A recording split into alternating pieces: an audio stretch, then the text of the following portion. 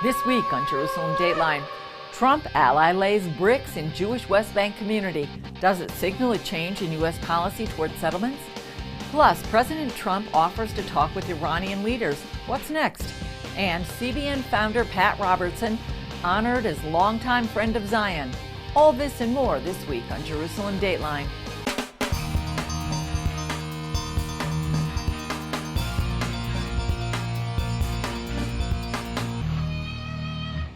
Hello and welcome to this edition of Jerusalem Dateline. I'm Julie Stahl, filling in for Chris Mitchell. The Trump White House is working on its peace plan between Israel and the Palestinians. And though there's been a lot of speculation about what that plan includes, it hasn't been made public. So when Trump ally Mike Huckabee showed up to celebrate a Jewish building project on the disputed West Bank, quite a few people took notice. John Waggy explains from Efrat, south of Jerusalem. I'm building because, I may want to one day purchase a holiday home here in Efrat. Former Arkansas Governor Mike Huckabee is a veteran visitor to Israel, and this week he was invited to take part in a building ceremony in Efrat, capital of Judea, one of the largest clusters of Jewish communities in what the world calls the West Bank. To much of the world, this Jewish neighborhood under construction in Efrat is just another West Bank settlement and a target to be boycotted. But for the thousands of Jews who live here, this is the heart of Judea, very much a part of biblical Israel. As he put down some mortar on one of the 900 new homes in Efrat, Huckabee made the case that what's being built here is a bridge for peace. Every day, 1,300 Palestinian workers come to job sites here. They earn money for their families. And they don't just earn pocket change, they earn significantly better money than they would anywhere else. Efrat is located south of Jerusalem and north of the Arab city of Hebron, where Abraham, Isaac, and Jacob are buried. Efrat's mayor, Oded Ravivi, thanked President Trump for his support of Israel and invited him to come and see for himself how Jews and Arabs live together in Judea and Samaria, despite the global boycott, divestment, and sanctions movement. One visit here tells you the essence of the Jewish people, the essence of the Jewish history, the essence of the importance of the Jewish people building their lives here. Before he left Efrat, a reporter asked Huckabee how his faith shaped his views on the West Bank, the land promised to Israel in the Bible. I'm a Christian, so I'm not a Jew. But I also believe that if those promises which were made to the Jewish people are no longer valid, then why would I believe any promise that I would believe God would make to me would be valid? John Waggy, CBN News, Efrat. Turning north toward Syria, Israel said it killed 7 terrorists armed with automatic weapons and explosive belts just 650 feet from the Israeli security fence on the Golan Heights. The IDF released this footage of the 7 as it was tracking them, and the IDF searches of the area the next day. The army believes the terrorists were part of an ISIS group routed by Syria and were on their way to carry out an attack against Israel. Earlier, Syria said it had completely ousted ISIS rebels from the Syrian Golan Heights, but civilians there fear a massacre by President Bashar Assad's forces. Assad now controls the Golan border with Israel for the first time in 7 years. And as fighting raged in the southern town of Dara, there are reports Israel has asked Russia to prevent the slaughter of Assad's opponents. Israel evacuated hundreds of White Helmet humanitarian workers and their families earlier this month, but hundreds more were left behind. One worker told reporters, "Our fate is worse than that of army defectors." With the first U.S. sanctions against Iran in place, the economy in Iran has already been hit. That's caused growing fears of prolonged economic suffering. More sanctions covering other types of commerce, including oil purchases, takes effect on November 4th. CBN's George Thomas has more. Iran's economy is in a free fall, and pressure on average citizens to make ends meet is growing by the day. Iran at the moment is in a difficult condition, especially economic conditions. Thousands of protesters angry about soaring inflation and skyrocketing prices took to the streets of Isfahan in central Iran on Tuesday, chanting, "Where is our money? Shame on you," and death to high prices. Its currency is collapsing quite rapidly. Internal dissent is growing. Nearly 40 years after the Islamic uprising, many in Iran and in the West say the regime's campaign to spread its revolutionary version of Islam has yielded only heartache and suffering. The 40 years of fruit from the revolution has been bitter. 40 years of kleptocracy. 40 years of the people's wealth squandered on supporting terrorism. 40 years of ordinary Iranians thrown in jail for peaceful expression of their rights. Months after the U.S. withdrew from the nuclear deal, Iran is about to get hit with even more crippling sanctions, further damaging the economy and exerting more pressure on the regime. It was the Obama policies that emboldened the Iranians to finance terror. Trump, by placing new sanctions and reversing the nuclear deal, has made it so that the Iranian economy is in big trouble. And the Iranian people are protesting, saying, why are you giving our money to the Palestinians when we are in economic desperate straits at home? And this could bring about the downfall of the regime, which would be good for the Iranians and good for the world. President Trump on Monday said he'd meet with Iranian President Hassan Rouhani anytime if the Iranian leader was willing. Iranian officials are trying to find out what President Trump's real motive is, and to learn whether he is really seeking a deal or if his administration has rented out its foreign policy to a few countries to create chaos, instability, and economic collapse in Iran. In the meantime, Washington and Jerusalem are using the crisis to appeal directly to the Iranian people to stand up to the regime. While it is ultimately up to the Iranian people to determine the direction of their country, the United States, in the spirit of our own freedoms, will support the long-ignored voice of the Iranian people. Our hope is that ultimately the regime will make meaningful changes in its behavior, both inside of Iran and globally. George Thomas, CBN News. Turkey is another Middle East player in a standoff with the U.S. It's over the fate of arrested U.S. pastor Brunson, held on charges of espionage. Middle East expert Robert Spencer spoke with CBN's senior international correspondent Gary Lane about the situation in Turkey. Let's talk about Erdogan. He says the U.S. risks losing a sincere partner if it imposes sanctions, because he won't free Pastor Brunson, of course. He says Turkey will explore options. So how sincere is Erdogan, and what are these options he's talking about? He hasn't been a sincere partner in years. He's been working to re-Islamize Turkey. It's very clear, as many of his opponents on all sides of the political spectrum have charged, that he wants to restore the Ottoman Caliphate. He has declared that the lands that once belonged to the Ottoman Caliphate, such as the whole Eastern Mediterranean area, North Africa, Greece, they all belong by right to Turkey. And it seems as if he ultimately wants to undertake military adventurism to get them back. The Turks are constantly harassing Greek planes and ships in the Aegean. And so this is supposed to be a NATO ally, a NATO partner. He has not been that for many years. He was buying ISIS oil when ISIS was in control of 60 Iraqi oil wells.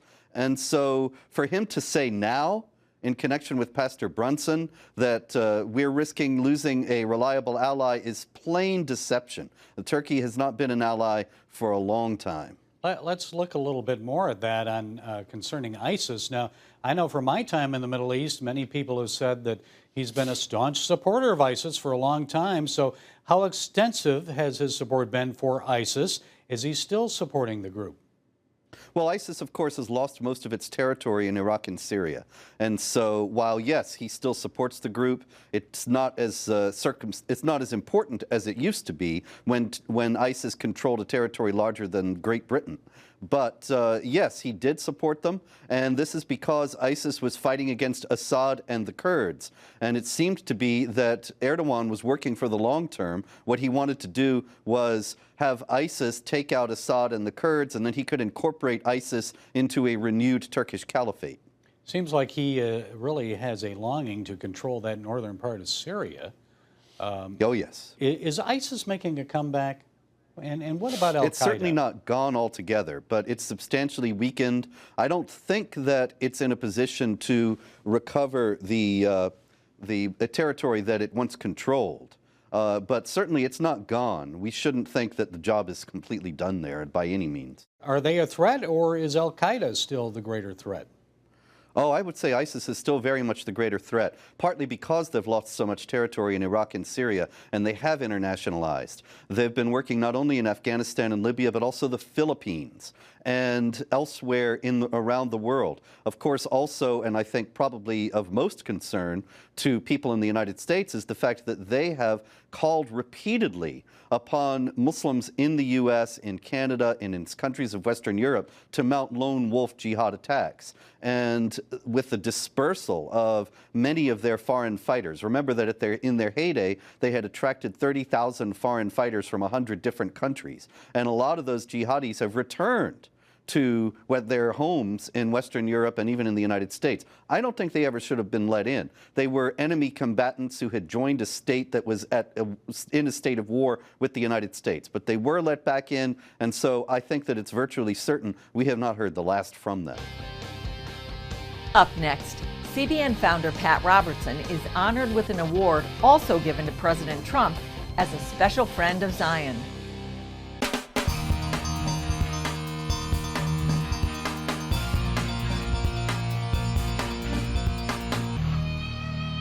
Dr. Mike Evans founded the Friends of Zion Museum in Jerusalem 3 years ago.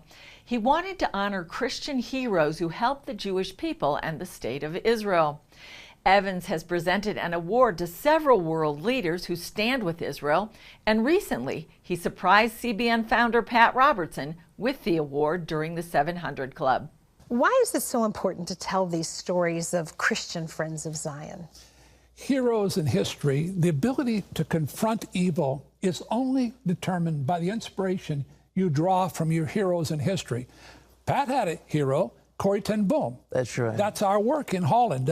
I restored her home in '88. Praise God. I'm the chairman of the board. Well, if you don't have heroes in history, when you're confronted with evil, you'll cave in. Yeah. You'll cave in. The Friends of Zion Museum has given a special award to past presidents, to current president, yes, to other great heads of state. Tell us about that award. Well, let's see the award. You have it here. I do. I want to see it. The award, this award was commissioned by the 9th president of Israel, Shimon Peres, and it's to celebrate Christian leaders who are defenders of the Jewish people. The menorah, God Almighty commissioned the menorah. He told Moses to put it in the tabernacle. That's right. Then it was in the temple. And of course, it's the seal of the state of Israel and of the Jewish people back from the beginning of time. And of course, they put the pure oil in the menorah, and it's a symbol of the Holy Spirit. Well, the last one who received it was Donald Trump in the Oval Office with most of the evangelical leaders.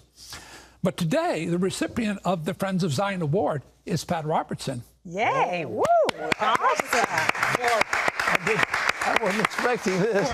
I wanted it to be a surprise. Well, it is. For more than 50 years, there's no man on the planet in America who has been a greater defender of the Jewish people in the state of Israel than Pat Robertson. You've mobilized millions of Christian supporters. Right. What you've done for the nation of Israel is legendary. So it's my honor, Pat, to present you with the same award that President Donald Trump received, President George Bush, Prince Albert of Monaco, and many world leaders. God bless you, my brother. Mike, this is a great, that's a menorah. Gorgeous. That is incredible. Yes. Well, I'm so honored to receive this. This is a great thrill for me. Thank you. To the president, I said, and the vice president was there, and Ivanka and Jared, and I said, it's a symbol of divine inspiration and light. Yeah. And I believe with all my heart, Pat, that when you began this ministry, you made a commitment to bless the Jewish people in the nation of Israel. Right. And that's why I believe God's blessed CBN so greatly. Without question. Yeah. Without question. And, I swore whatever happened in the world, however unpopular it would be, that we would stand with Israel, come what may. And God has honored that. Yes, he has. Yeah. Coming up, a look at the history of CBN's longtime connection with Israel and its people.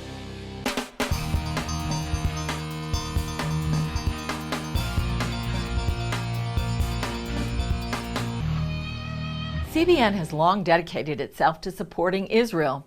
And on the day that CBN was making a major step forward, prophecy was being fulfilled inside the walls of Jerusalem. Take a look. In June of 1967, Israel found itself fighting for survival for the third time in less than 20 years. And now what's known as the Six-Day War, Israel's Arab enemies fought with one purpose: the destruction of the Jewish state. And half a world away from the besieged nation, God was raising up a friend. We dedicated the start of construction of a new phase of our building in Portsmouth, and the ceremony was over when one of our board members came and said, they've just started war in Israel. Something just responded within me. I knew this had enormous significance, that we at CBN were linked with Israel, and that this had to do with the last time. It had to do with the fulfillment of the prophecy that Jesus made when he said, Jerusalem will be trodden underfoot of the Gentiles until the times of the Gentiles be fulfilled. This was the war that liberated East Jerusalem. The peace did not last, however. In 1973, Egypt and Syria attacked again, this time on Yom Kippur, Israel's holiest day of the year. An unprepared Israel almost lost that war, and the high casualty rate left many in the country disillusioned. A 1974 CBN special brought a message of hope to a war-weary nation. It became so obvious to every one of us in this country that the threat was to the very existence of the newly born Jewish state. Here was the general, actually, under Moshe Dayan, who had captured Jerusalem. Now he'd become prime minister. But I had a sense that Israel was so alone. There was a sadness in his voice. He asked America to be strong. And at that point, I made a vow that whatever happened, however unpopular it would be, that we and those associated with us would stand with Israel, that we would be the friend of Israel, regardless. And over these 30, 35 years, I've kept that vow. 3 years later, CBN dedicated its satellite Earth station. As a preview of things to come, the first satellite image received came from the Mount of Olives. Since then, the alliance between CBN and Israel has only grown stronger. In 2001, a news bureau opened in the heart of Jerusalem to bring a prophetic understanding of end-time events. The march of history is leading back to the city of Jerusalem, and it's vital for CBN News to be here reporting on the events before the return of Jesus Christ. At Pat Robertson's 75th birthday celebration in 2005, Benjamin Netanyahu sent a stirring thank you to Pat for his friendship to Israel. Pat Robertson has been a magnificent friend of Israel, and he's been a personal friend of mine. I felt that we had no greater friend in the world, and I mean that. We have no greater friend in the world than Pat Robertson. In August of 2006, Pat traveled to Israel during the war to demonstrate his support. I'm here, among other things, to tell your people that the evangelical Christians of America are with you. We're praying for you. We pray for the nation of Israel. CBN also has shown its humanitarian commitment to those living in Israel. Through Operation Blessing and Eli Israel, CBN has helped Israelis in need, including survivors of the Holocaust. CBN News now sends Jerusalem Dateline, an award-winning half-hour weekly program, around the world through broadcast and the internet, where it's translated into languages like Korean and Finnish. And In Our Hands, The Battle for Jerusalem is the most ambitious project of CBN's Middle East documentary team, with more specials on the way. CBN's ties to Israel remain strong and steadfast, and we will be there to report the prophetic events that herald the day of the Messiah's return. This is the land that the Lord is going to visit. He's coming back again to Israel. Just ahead, Jerusalem hosts the International Children's Games.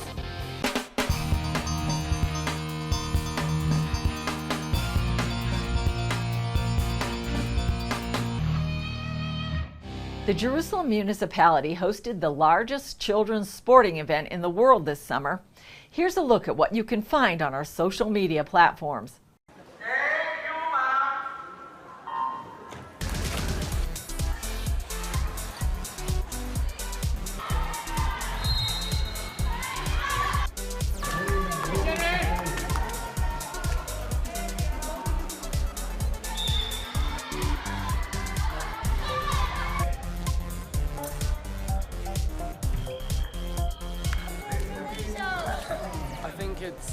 It's really bonding.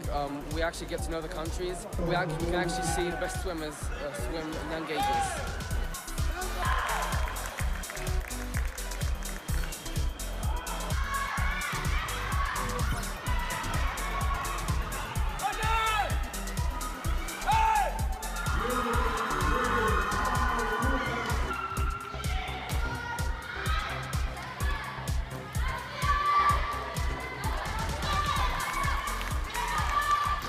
That's all for this edition. Thanks for joining us. And remember, you can follow us on Facebook, Twitter, Instagram, and YouTube. And remember, the God that's watching over Israel and you and me neither slumbers nor sleeps. I'm Julie Stahl. We'll see you next time on Jerusalem Dateline.